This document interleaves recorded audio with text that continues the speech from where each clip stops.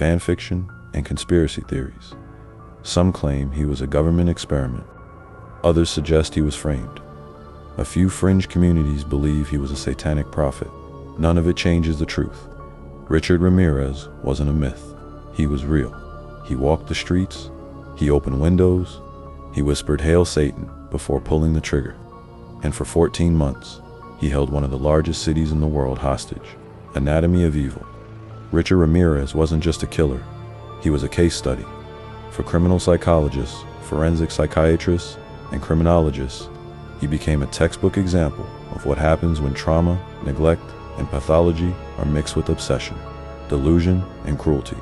But even among serial killers, Ramirez stood out. His crimes weren't methodical in the way that Ted Bundy or John Wayne Gacy operated. He had no clear victim type. He attacked men, women, the elderly, children. Sometimes he raped, sometimes he didn't. Sometimes he used guns, other times knives or blunt objects. There was no pattern, only chaos. And in that chaos, experts saw something far more terrifying than a calculated killer. They saw someone who enjoyed the act of killing, someone who committed violence, not just for power or compulsion, but for spiritual fulfillment. Dr. Elizabeth Loftus, a cognitive psychologist who consulted on serial killer cases in the 1980s, once said, "Ramirez didn't need a reason.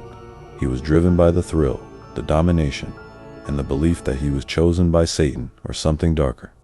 That's what makes him different."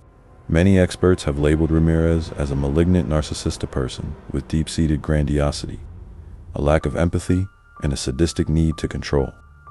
He saw himself not as a man, but as a weapon forged by evil. He told one prison psychologist, "I am beyond good and evil. I am the shadow that walks. I was born to do this." He showed signs of antisocial personality disorder, along with possible schizoaffective tendencies, including hallucinations, religious delusions, and dissociation. His childhood, riddled with trauma and head injuries, likely laid the foundation for his later behavior. Multiple doctors pointed to his temporal lobe epilepsy, which can lead to hyperreligiosity, emotional detachment, and auditory hallucinations. He was known to space out for minutes at a time as a child. Some described his episodes as seizures, others as disassociation.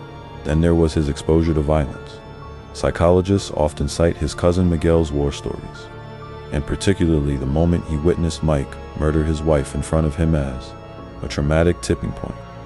For a young boy already surrounded by violence, that moment may have ripped apart what little moral compass he had left. Some believe he suffered from psychotic